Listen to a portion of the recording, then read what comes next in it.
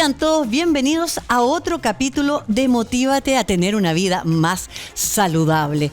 ¿Estás en la perimenopausia? ¿En menopausia? ¿En posmenopausia? Te quiero recordar que hay unos ítems, unos puntos sumamente importantes. La alimentación equilibrada más que nunca. Ejercicio regular. Cuida tus horas de sueño. Tú sabes que yo ando con eso de 8-8-8, que es fundamental. 8 horas para trabajar, 8 horas para dormir y 8 horas para el resto. Y en el resto está, por supuesto, la actividad física. No te saltes ningún chequeo médico. Cuando hablamos de actividad física para la sarcopenia y la osteopenia, que es la disminución de la masa muscular, que es de forma natural, pero con la menopausia, pucha, que se acelera, ejercicios de fuerza y de resistencia y no solo ejercicios cardiovasculares. Si tienes pareja, la comunicación es abierta, porque en esta etapa uno de repente anda de mala, baja la libido, hay sequedad vaginal y muchas otras cosas. Y recuerda, sonríele a la vida. Esta es una nueva etapa en nuestra vida. Soy Karin Yanine y estoy feliz de que estés ahí.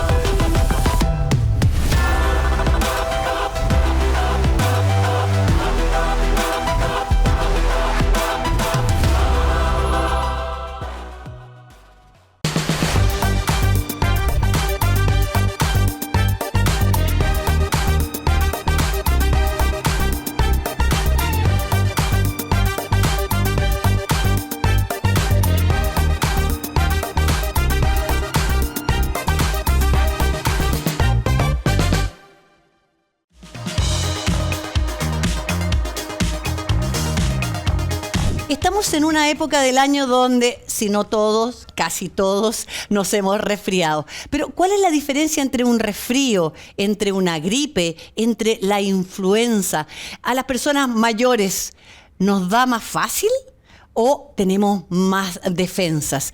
¿Qué hacer, qué no hacer? ¿Es verdad que si me tomo alguna pastillita se me puede quitar? ¿O el secreto de la abuelita? ¿En qué minuto tengo que consultar con los especialistas? Es lo que le vamos a preguntar a nuestro invitado, que está ya muy bien sentado aquí. Pedro Astudillo, doctor, 1.000.000 de gracias por estar aquí. Broncopulmonar infantil de la clínica Indisa. Dirigió los programas nacionales respiratorios en el Ministerio de Salud. También eres profesor asistente de la Universidad Andrés Bello, entre tantos otros títulos, y sé que te arrancaste de la consulta para venir a conversar aquí en el Motívate a tener una vida más saludable. Gracias. Bueno, muchas gracias a ustedes por la invitación, Karin, y siempre es un agrado poder compartir algunos conceptos con las personas que les interesa, que es el público que nos está viendo y escuchando a través de la radio. Así de todas maneras. Gracias por la invitación. No, a ti. Y sí, pues cuando uno va teniendo más años, ¿ya? También va teniendo hartas cosas que le ha tocado hacer en la vida. Así oye, no me digáis nada, no me digáis uno nada. Uno ve lo que ha hecho y dice, oye, tantas cosas, pero a lo largo del tiempo, pero es cuando va pasando el tiempo. Pero no, pero está bien, si es parte de la evolución, es parte de la vida. Por supuesto. Pedro, doctor Pedro, o Pedro, ya lo hablamos, me tutea, no me tutea, sí, como usted quiera, como tú quieras. Partamos de lo básico, aquí nos gusta hablar con pera y manzana.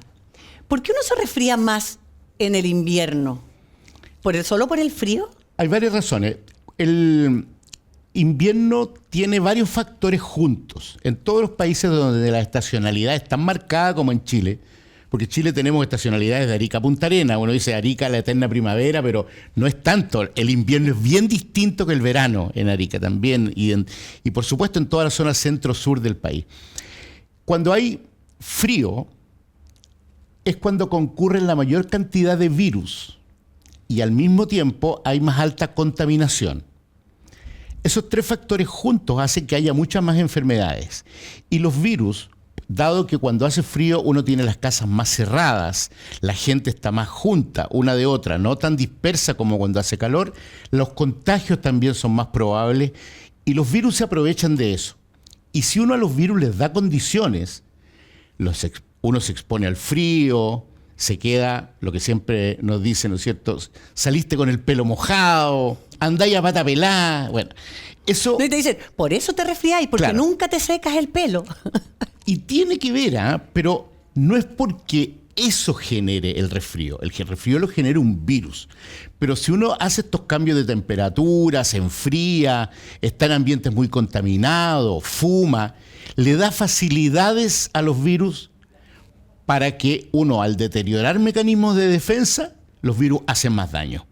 Entonces, efectivamente, los cambios de temperatura, porque eso necesita un virus para que se produzca una enfermedad. Necesita un terreno. Necesita algún agente infeccioso que esté circulando en el medio ambiente. Te hayas contagiado un poco y quizá no va a pasar nada, pero si uno le da facilidades al virus, el virus se aprovecha del pánico. Y ahora, doctor, ¿por qué hay personas que sí les da y a otras no les da? Como el ejemplo que tú dijiste, en un año en mi casa yo puedo estar con todas mis hijas y algunas se enferman, otras no se enferman. Hay varios factores. Hay factores dependientes del ambiente. Entonces, alguna tendrá ciertas conductas que son enfriarse, salir con el pelo mojado, etc. Otra no. Esa soy yo. Otra se cuida. La que sale con el pelo mojado soy yo. Hay factores como una fuma, otra no. Hay factores como se vacunó contra la influenza y la otra no. Hay factores como estuvo resfriada hace poco y por lo tanto consumió defensas y ahora está más proclive a enfermarse. Por ejemplo, es lo que normalmente se llama, está en periodo de convalescencia, palabra que es técnicamente muy correcta, pero que actualmente se usa poco. Está convaleciente. Cuando está recién saliendo, bueno, ahí uno está más susceptible porque está con las defensas un poquito más bajas. Si logra pasar unas 2 semanitas desde el episodio anterior al siguiente, ya recuperó defensa. Así que nos puede pillar a un grupo de personas de manera completamente distinta. También hay factores genéticos. Por ejemplo, no da lo mismo si uno es asmático. Si uno es asmático significa que cuando entra un virus, a uno los bronquios se lo obstruyen. O se lo obstruyen con el ejercicio, o se lo obstruyen con el frío, o se lo obstruyen con los contaminantes, o se lo obstruye al inhalar los pólenes. Se obstruyen los bronquios, se cierran. Eso es ser asmático. Y en esas condiciones, dos personas se pueden contagiar y el asmático va a hacer un episodio de obstrucción bronquial y el otro va a ser un episodio leve como un resfrío común. Así que como somos todos diferentes y estamos expuestos a factores ambientales diferentes, es que nos enfermamos distintos unos de otros. La edad influye mucho, las edades extremas de la vida. En un caso, los pequeñitos tienen aparato de inmunidad más inmaduro y los adultos mayores lo tienen más gastado. Entonces, las edades extremas siempre tienen más posibilidad de hacer cuadros respiratorios más severos, más intensos. Y eso con la edad, porque a mí me llega al tiro eso, es porque estamos más viejos, se nos quitaron las defensas. Por ejemplo, si a mí me dio la cepa, voy a inventar 1, no me va a dar nunca, o la cepa 1 se repite, o hay varias cepas. Hablemos de una persona que no es asmática, sí, que no es nada, que no fumo. La inmunidad de las enfermedades respiratorias en algunos casos dura como un año, como el caso de la influenza, por eso hay que estarse vacunando todos los años. Y además porque el virus va cambiando. Entonces, la influenza, si ustedes se recuerdan de la época de la pandemia, aprendimos que la influenza de la pandemia, la famosa porcina, era por un virus que se llamaba AH1N1. No sé si te acuerdas, sí, la H1N1. Bueno. Hay también AH3N2. Esas son las dos que más circulan. Y hay B. Por lo tanto, si uno se enfermó con una, se puede enfermar perfectamente con otra en la misma temporada. A uno le puede dar 2 veces influenza en la misma temporada. Si bien para esa cepa que le dio, deja inmunidad como de un año. Si uno está vacunado, a los grupos vacunados les da notablemente más leve. En los grupos vacunados, comparado con los grupos no vacunados, hay muchas menos entradas al hospital, muchas menos neumonía, muchas menos entradas a las unidades de cuidado intensivo, mucho menos uso de antibióticos, muchas menos muertes. O sea, yo quiero estar en este grupo, en el grupo de los vacunados, porque es el grupo donde las complicaciones de las enfermedades como la influenza son menores. Y tenemos muy pocas vacunas. COVID, para estas enfermedades pulmonares me refiero, COVID e influenza. Y no hay más. Aprovechemos de vacunarnos contra las que tenemos posibilidad. De todas maneras, ¿usted está vacunado? Sí, claro. ¿Cómo sé yo, cómo sabe alguien, de todas las personas que nos están viendo y escuchando aquí en Agricultura TV y Radio Agricultura, cuando es un resfrío nomás? o cuando es una alergia, o cuando ya es una gripe, o cuando una influenza? ¿Cuándo tengo que consultar y no, por favor, no automedicarse? Las alergias tienen un comportamiento un poquito distinto a las infecciones respiratorias. Tienen cosas parecidas, moco, congestión de nariz, muchas veces tos, eso es parecido. Pero la evolución, el comportamiento de esos síntomas es distinto. En las alergias son cuadros con buen estado de ánimo, buen estado general, uno se siente bien, no pierde el apetito, está bien de ánimo y tiene molestias. Por ejemplo, estornudos, picazón de nariz, sobre todo la gente que es alérgica en la época de la primavera, que empiezan los brotes, empieza a estornudar, le pican los ojos. Y el polen anda salva de volando. claro, hay mucho polen en el ambiente, salvas de estornudos matinales, 7, 8, 10 estornudos seguidos, pura agua se suena y el pañuelito queda mojado, pero no tiene nada de secreciones, y a los 10 minutos después está bien, se le pasó todo, no tiene ninguna molestia, y de repente a otra hora del día podría de nuevo tener síntomas parecidos. En cambio, los resfríos siempre tienen un poquitito de compromiso del estado general. Uno no se siente bien, se siente decaído, le duele un poco la cabeza, siente los músculos un poco apaleados, y si es un resfrío común, va a llegar hasta ahí. Si es una influenza, probablemente puede tener fiebre de algunos días de evolución. En ese caso, el estado general está peor, uno no se quiere levantar, el golpe es fuerte. Y esto del golpe lo digo recordando la jerga popular. Antiguamente se le llamaba el garrotazo a la influenza. ¡Pum! O sea, Te eso agarró, te dio. ilustra de cómo Claro, pega, ¿eh? Porque claro.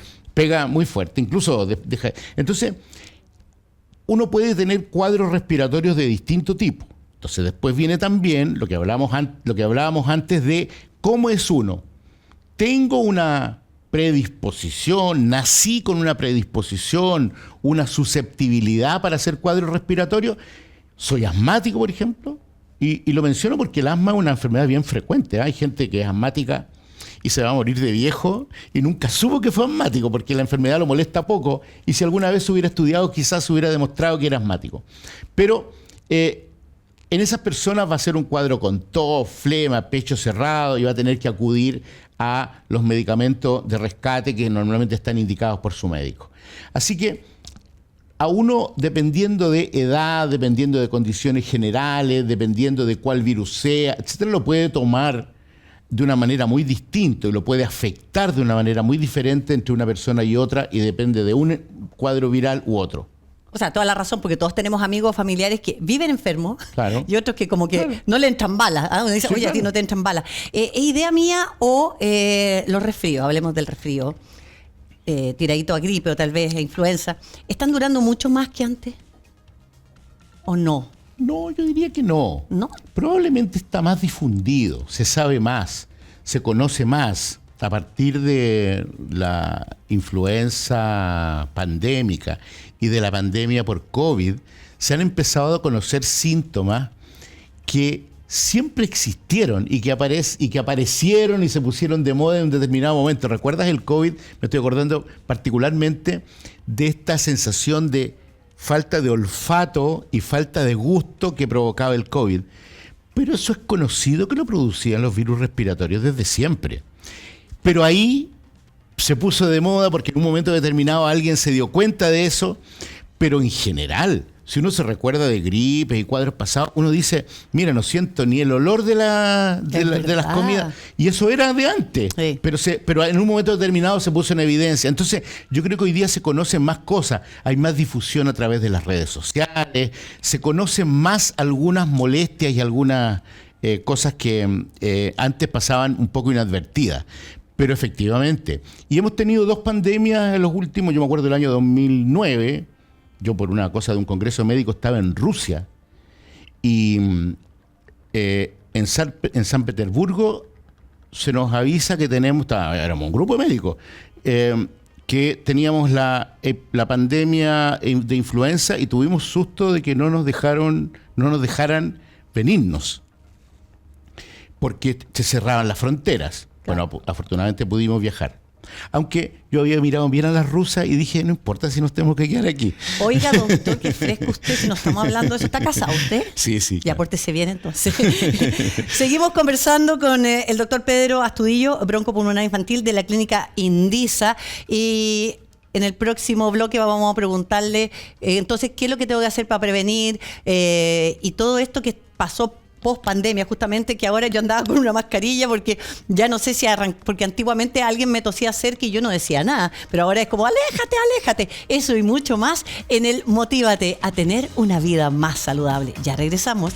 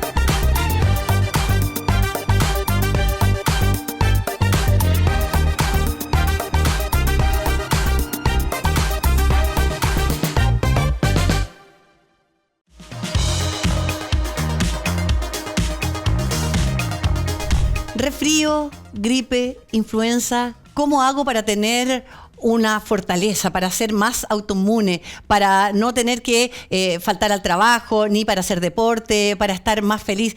¿Qué hay que hacer? Cosas tan sencillas como las que nos va a decir el doctor. Estamos conversando con Pedro Astudillo, broncopulmonar infantil de la clínica Indisa. Soy Karen Yanine y estás en el Motívate de Radio Agricultura y Agricultura TV. Si por alguna razón vienes recién llegando aquí, por ejemplo, a la plataforma de YouTube, ponga el dedito para arriba. Es súper fácil, es sencillo, es gratis y a nosotros nos sirve mucho para ayudar y compartir y llevar esta bandera de lucha para que las personas sean más sanas, porque al ser más sanas son más saludables y son más felices.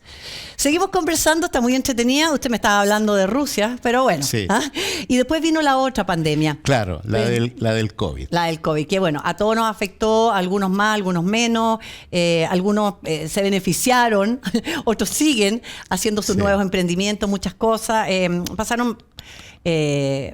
Pasaron mucho tiempo también, porque fue mucho más larga de lo que todos pensábamos. Y todos andábamos paranoicos de que ya yo andaba con mascarilla hasta prácticamente para dormir. Y luego se me fue quitando. Aquí pasan muchas cosas. Cuando yo me empiezo a resfriar o siento que me voy a resfriar, ¿qué es lo que tendría que hacer? Toco lo de la mascarilla y te contesto de inmediato. Ya. La mascarilla, el que más favor le hace a la comunidad completa al usar mascarilla es el que tiene síntomas respiratorios. Para no enfermarse, si alguien te está tosiendo cerca, la mascarilla protege, pero no protege tanto, porque incluso uno podría, a través de la conjuntiva de los ojos, a los 20 minutos la mascarilla a uno se le humedece y los virus pueden pasar si te llegaron los virus. Por lo tanto, para protegerse uno ayuda, pero no ayuda tanto. O sea, el enfermo tiene que usar. El enfermo es el que tiene que usar, si quiere ser generoso, solidario, evitar contagiar a las demás personas, sobre todo si va en un lugar muy concurrido, transporte público. En las clínicas yo me he dado cuenta que mucha gente está usando la mascarilla. Claro, bueno, hay una, porque van enfermos. Hay una recomendación de que las personas cuando piden la hora por internet, hay una recomendación de usar mascarilla en las salas de espera y es aconsejable, porque ahí hay niños y adultos con síntomas respiratorios que es preferible que no contagien a los demás. Y la segunda cosa es que en los servicios de urgencia hoy día está indicado el uso de mascarilla para todas las personas que trabajan ahí, que asisten a los servicios de urgencia, públicos y privados, tienen que usar mascarilla. Y uno, cuando empieza con síntomas respiratorios, no hay que olvidarse nunca que estos son cuadros autolimitados. Eso significa que van a tener un inicio y un fin. Y uno ya se conoce, sabe si los resfríos le dan más fuerte, lo hablábamos antes, hay personas que les dan más fuerte y hablábamos de los factores de riesgo que pueden hacer que a uno le dé más fuerte o más suave. Y en ese sentido, uno tiene que evitar exponerse a cambios de temperatura, evitar estar en lugares contaminados, usar mascarilla si tiene síntomas respiratorios, porque así evita contagiar a los demás, lavado frecuente de manos por las mismas razones, y tomar como medicamento a lo más algún analgésico, si tiene un poco de dolor de cabeza o tiene 37,5 de fiebre, porque está con un cuadro que todavía es leve. Y cuando digo un analgésico me refiero a paracetamol o ibuprofeno, y hasta ahí. Otros medicamentos, la gente a veces toma y toma jarabes. En general, esas cosas no sirven para nada. Y lo que pueden hacer es encubrir algunos síntomas. No es aconsejable automedicarse, eso es bien importante saberlo. El ejercicio de indicar un medicamento por parte de los médicos tiene unos criterios, o sea, hay que saber si ese medicamento tiene o no efectos colaterales, dónde va a actuar, interactúa o no con otro medicamento que estoy tomando para la presión o para la diabetes.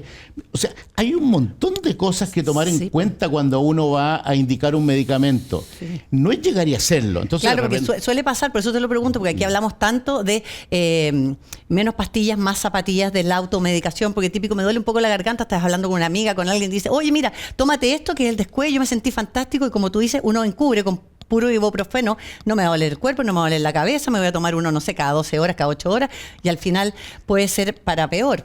Además que quien recomienda ni siquiera sabe si tiene lo mismo que tenía la otra persona y la indicación le sirve. Incluso aunque tenga lo mismo, no siempre le sirve, porque son personas distintas que están tomando al mismo tiempo otro tipo de medicamentos con los cuales pueden interactuar. A veces hay un medicamento que anula el efecto de otro.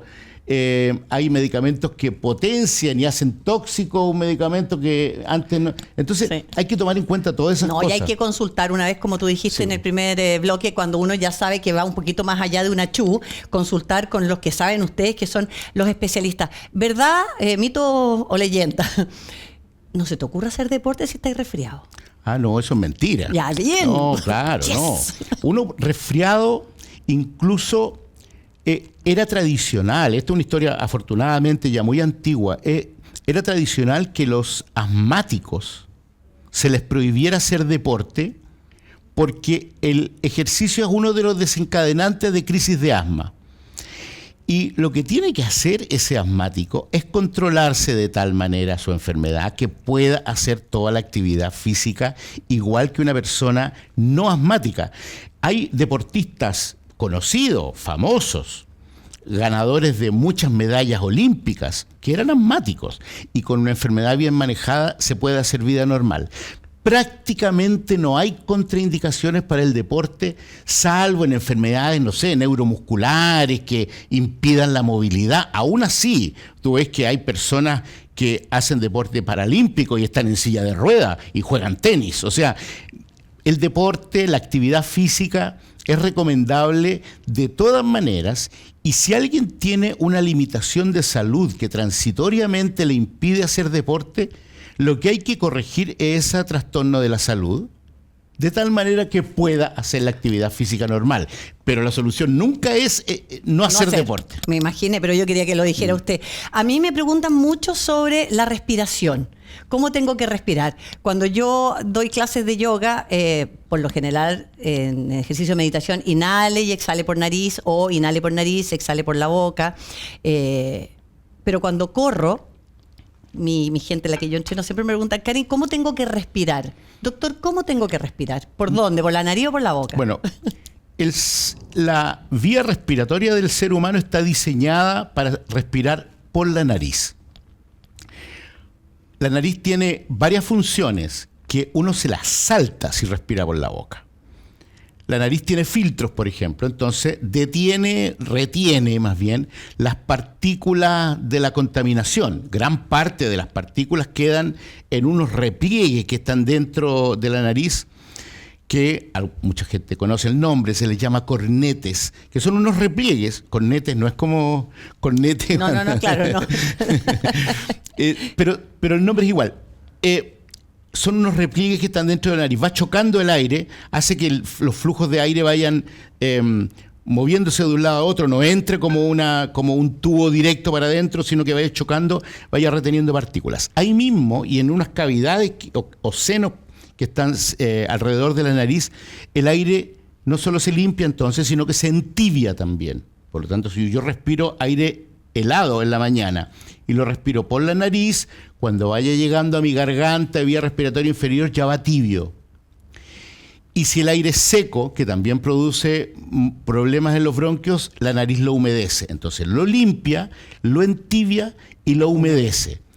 Todo eso no ocurre si yo respiro por la boca, porque hago una respiración en que el aire entra directamente y por lo tanto la recomendación es por la nariz. Por eso que los niños pequeños no saben respirar por la boca y se les tapa la nariz porque se resfriaron o porque tienen un poco de moco y se sienten ahogados, los más chiquititos.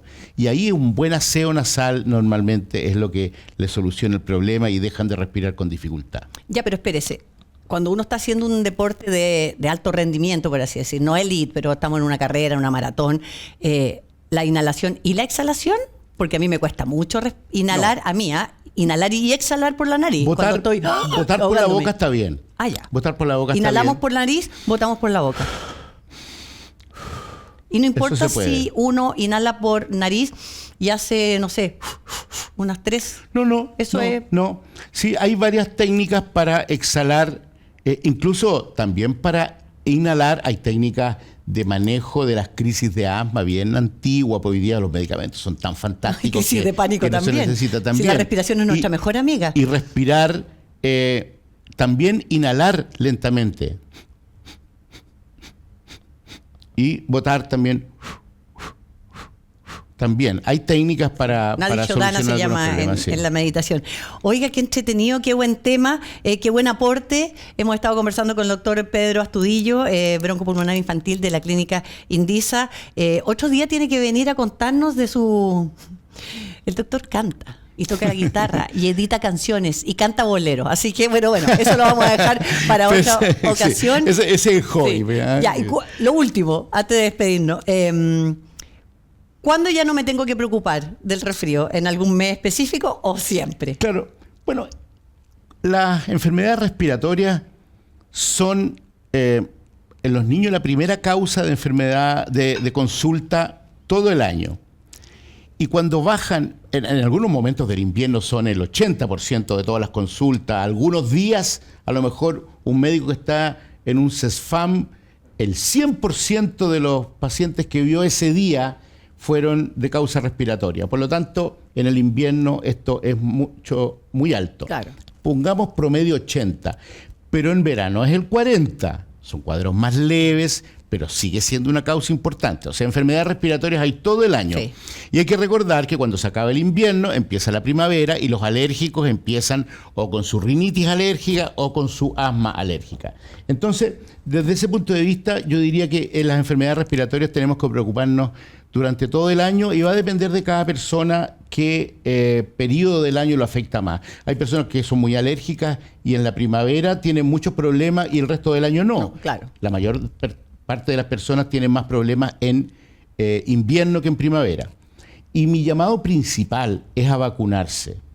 A mí me complica la vida a las personas que llaman a no vacunarse. Yo tendría que decir que llevo más de 40 años trabajando en el área de las enfermedades respiratorias. Sé cuándo reconocer un estudio científico si es un estudio de mala calidad, de buena calidad. Son aprendizajes que uno hace desde la escuela de medicina y toda la vida profesional. Sé reconocer cuando un estudio está bien hecho. Y que alguien me diga, no hay que vacunarse por este o por otro motivo, porque tiene algún efecto colateral. Mira, no existen los no riesgos. No existen. Pero como en la vida misma. Como en la vida. Sí. O sea, uno se sube a un avión para ir de vacaciones y uno Nadie te puede. La probabilidad de que el avión se caiga es muy baja, pero nadie te puede asegurar que eso no va a ocurrir. Entonces, pero es un riesgo tan bajo que uno decide asumirlo. Y para vacaciones, aquí uno está salvando la salud y eventualmente la vida. ¿Con un riesgo pequeño? Sí, con un riesgo pequeño, pero las ventajas son tan grandes que yo diría que es un poco soberbio, un poco arrogante atribuirse la posibilidad de recomendarle a alguien que no se vacune cuando el 99% de los médicos del mundo, quienes hemos dedicado la vida a eso, estamos diciendo algo en sentido contrario. Me parece muy buen punto. Así que si usted no se quiere vacunar, no se vacune, pero deje que el resto que se quiera vacunar nos vacunemos. Doctor Pedro Astudillo, te pasaste 1.000.000 de gracias y ustedes ya saben, semana a semana estamos siempre en Agricultura TV y también en Radio Agricultura. Motívate a tener una vida más saludable. Soy Karin Yanine. Hasta la próxima. Qué interesante.